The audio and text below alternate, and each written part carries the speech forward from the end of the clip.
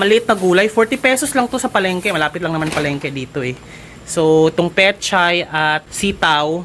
Dahil magluluto ako ngayon ng kare-kare. Gusto ko lang kasi subukan yung kare-kare na to na nabili ko sa supermarket. Meron naman akong karne dito mga naka-frozen. Lulutuin ko siya. Recipe mix daw to eh. Tapos mag-google pa ako or mag-YouTube ako kung paano lutuin yung kare-kare.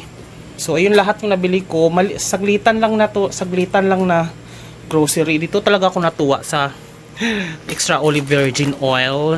Tsaka yung ito na to. Para kung saan to. So yan lang naman.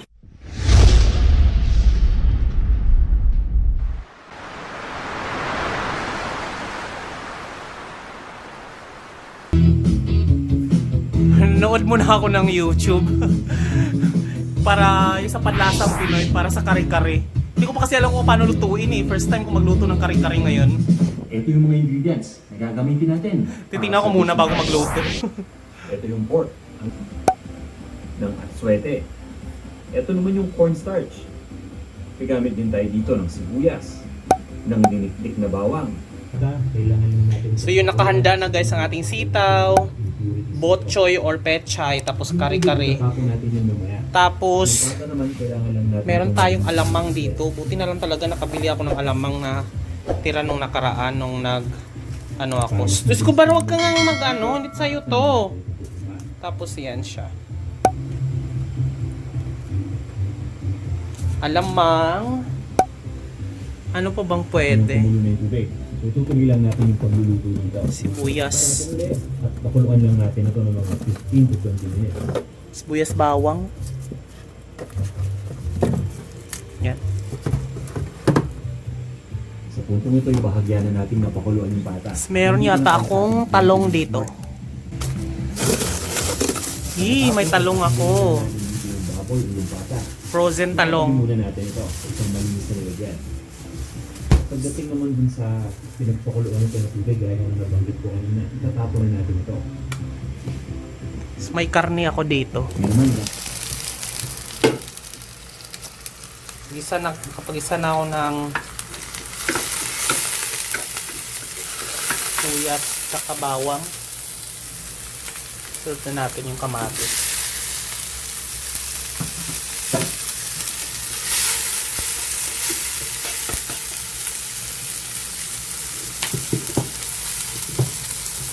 Hindi ko na dinifrost yung karne. Ito yung karne guys. Frozen pa yan.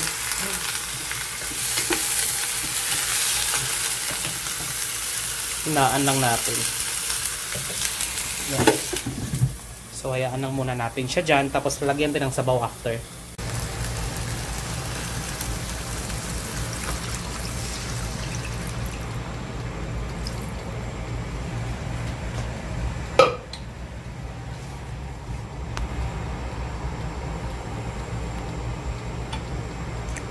So ayan guys, hayaan na muna natin siyang maluto. Papakuluan lang natin siya. Pakuluan natin siya ng mga 15 minutes. Kasi ano naman to liempo naman siya. So try natin sa yan. There. At magtatapon muna ako ng basura sa baba. Few inches later. Kumulo na siya. Dapat pala dinifrost ko muna. At may buhok pa. Diyos ko naman, oh.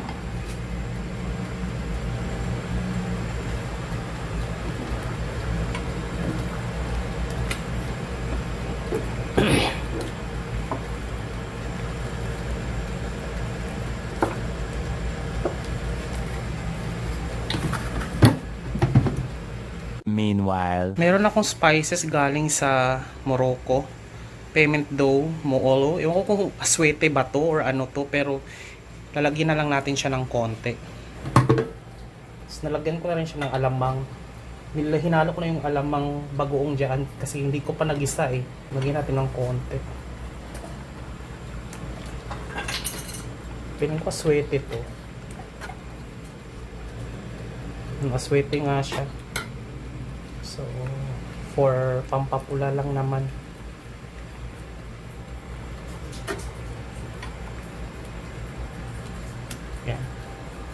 Kaya na lang natin siyang kumulo at maluto. Lagyan ko na rin ng paminta guys kasi paminta is life. So guys, technically mali yung karne na napili natin dahil ano to buto. Mas masarap daw kapag pata, yung sa pata ng baboy. Sabi doon sa panlasang Pinoy. Pero ito kasi, ito lang yung available ko na karne na frozen ko. Kasi di ba nag-store ako ng mga karne-karne para hindi na ako lumalabas. So far, yan lang yung napahiwa ko. Pang adobo dapat to sabi ko, ay mag-ano na lang, kare-kare na lang para bongga. So, yan, pwede na rin naman yan, paslong as karne. Pero mas masarap daw talaga pag pata. So, medyo luto na siya guys. Parang nagmukha na tuloy siyang Bicol Express. Pero, magiging kare-kare to kapag nilagyan natin siya ng recipe mix. Wala kasi akong peanut butter. So, since ito naman ay mix na rin naman to, ito yung lalagay natin. Yan siya itsura niya. So, ubusin ko na to.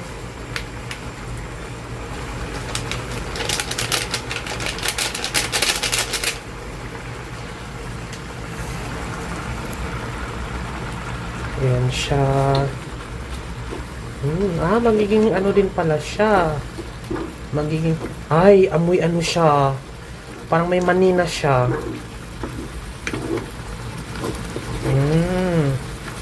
Feeling ko may cornstarch na rin to kasi lumalapot siya eh.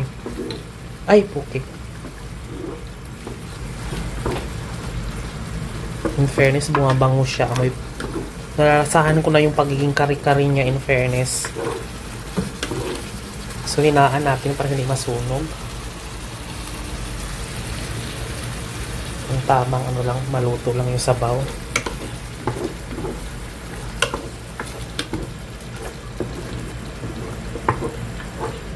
Ayan siya. And, salang ko na yung ating talong. So, ayan, nasalang na natin yung talong, guys. Itong talong na nilagay ko dito ay frozen to. Frozen talong. Dahil, ayaw ko masira kasi so, finrozen ko siya. So, mabilis na rin naman maluto tong talong na to. Ayan siya, guys. And, next is, lagay na natin tong ating sitaw.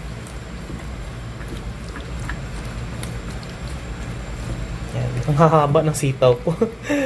Nakita ko kasi doon yung hiwa mas masarap pag mahaba. Para hihiwalay natin yung gulay. Just, pwede pala dapat pinakuluan ko na lang yung gulay tapos ihalo ko na lang siya after.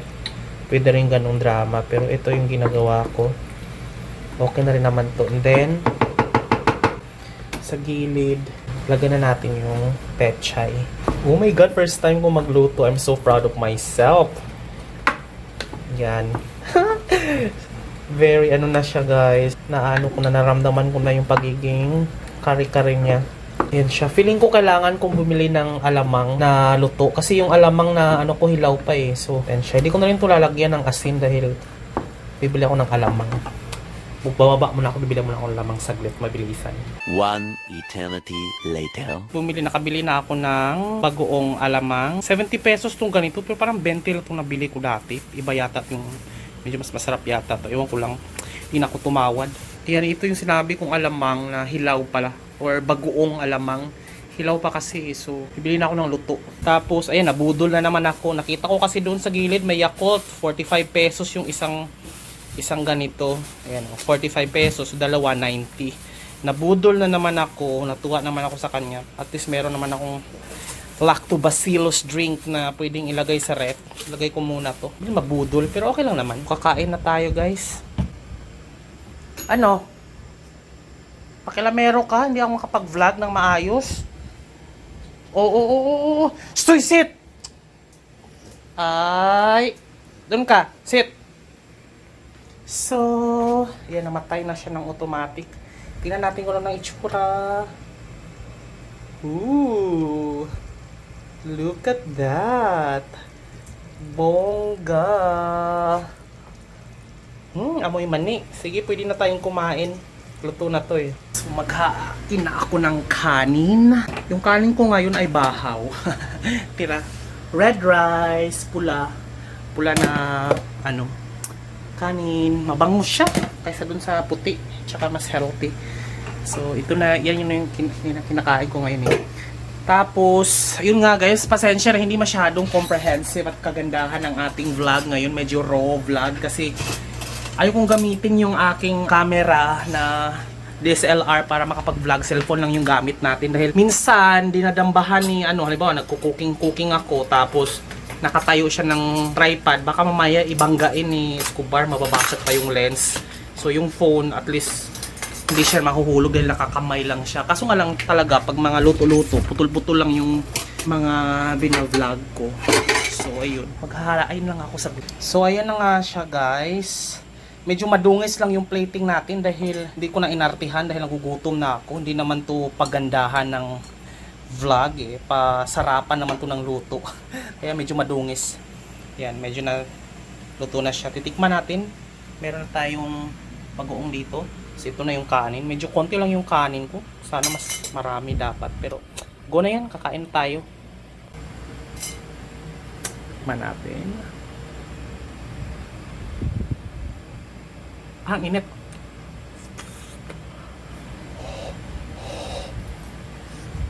Harap. So yun na nga guys. In fairness ha, ang sarap niya. Medyo na-proud naman ako sa niluto ko talaga. Ayan oh, lagyan ko na ng bagoong, tapos may karne.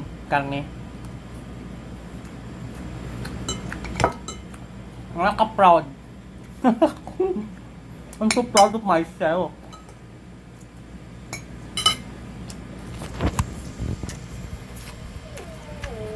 Thank you so much for watching guys. Escobar nangungulit na naman. Hinaharangan ko para hindi ako istorbohin kumakain.